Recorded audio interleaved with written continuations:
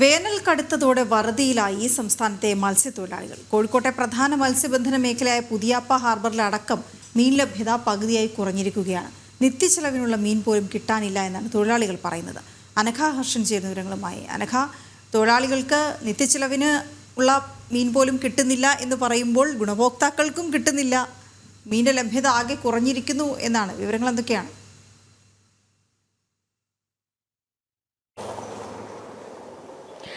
വീണ, ചൂട് കൂടുന്നൊരു സാഹചര്യമാണ്. അത് ഏറ്റവും അധികം ബാധിച്ചിരിക്കുന്നത് മത്സ്യത്തൊഴിലാളികളെയാണ് എന്ന് പറയാതിരിക്കാൻ കഴിയില്ല.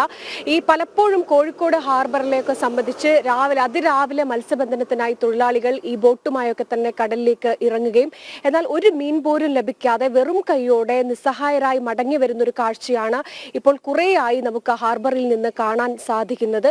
ഏറ്റവും ഇതുമായി ബന്ധപ്പെട്ട് ഈ മത്സ്യത്തൊഴിലാളികളുമായി സംസാരിക്കുന്ന സമയത്ത് അവർ പറയുന്നത് ഈ ചൂട് കൂടുന്നത് കാരണം ഈ മത്സ്യങ്ങളൊക്കെ തന്നെ തണുപ്പുള്ള ഭാഗത്തേക്ക് പോകുന്ന ഒരു സാഹചര്യമുണ്ട്. അതുകൊണ്ട് തന്നെ ഈ കോഴിക്കോട് ഭാഗത്ത് അല്ലെങ്കിൽ ഈ കടപ്പുറത്തൊക്കെ തന്നെ മത്സ്യം ലഭിക്കാത്തൊരു സാഹചര്യമാണ് ഉള്ളത് എന്നാണ് പറയുന്നത്.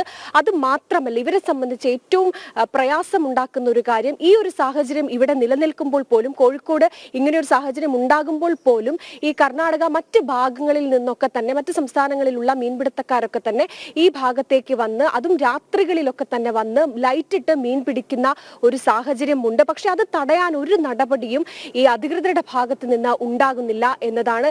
ദിവസവും അവർക്ക് കൺമുന്നിൽ ഇങ്ങനെ ഒരു കാഴ്ച അവർ കാണുന്നുണ്ട്.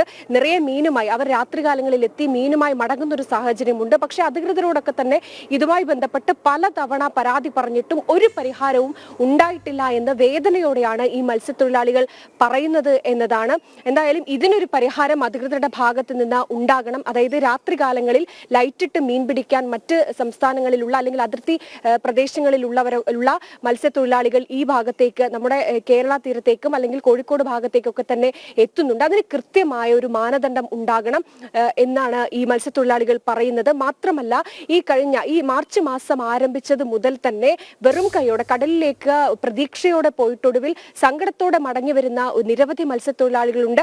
അവരുടെ കുടുംബമൊക്കെ തന്നെ ഇനിയും ഈ സ്ഥിതി തുടർന്നാൽ പട്ടിണിയിലേക്ക് പോകുന്ന ഒരു സാഹചര്യം ഉണ്ട് എന്നതാണ്. അങ്ങനെ ഒരു അവസ്ഥയിലേക്ക് കൂടിയാണ് ഈ മത്സ്യത്തൊഴിലാളികൾ കടന്നു പോകുന്നത്. അതുകൊണ്ട് തന്നെ ഇവരുടെ ഈ വിഷയത്തിൽ അധികൃതരുടെ ഭാഗത്ത് നിന്ന് കൃത്യമായ ഒരു ഇടപെടൽ ഉണ്ടാകണമെന്നാണ് ഇവർ തന്നെ ആവശ്യപ്പെടുന്നത്, അല്ലെങ്കിൽ നമ്മുടെയും ഒരു ആവശ്യം. മാത്രമല്ല, ഇതുമായി ബന്ധപ്പെട്ട് വിദഗ്ധരോട് സംസാരിച്ച സമയത്ത് അവർ പറയുന്നത്, ഇത്തരത്തിൽ ചൂട് കൂടുന്ന സമയത്ത് തണുപ്പുള്ള ഭാഗത്തേക്ക് മത്സ്യങ്ങൾ കൂട്ടത്തോടെ പോകുകയാണ് ചെയ്യുക.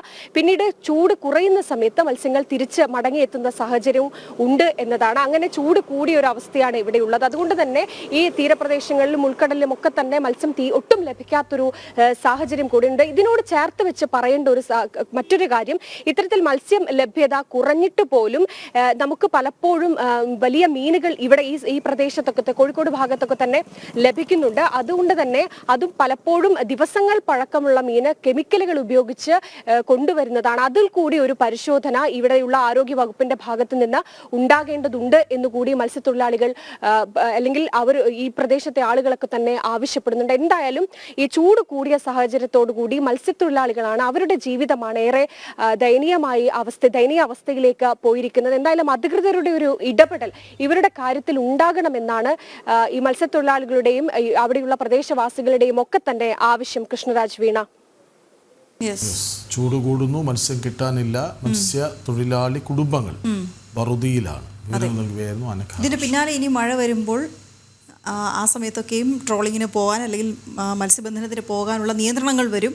അപ്പോഴും അവർക്ക് ഈ വറുതിയുടെ ഒരു പ്രശ്നം, മഴക്കാലം വന്നാൽ കടൽക്ഷോഭം, അത് വേറെ പ്രശ്നമുണ്ടാക്കുന്നു. ഇതിനിടയിൽ ട്രോളിംഗ് നിരോധനം വരാം.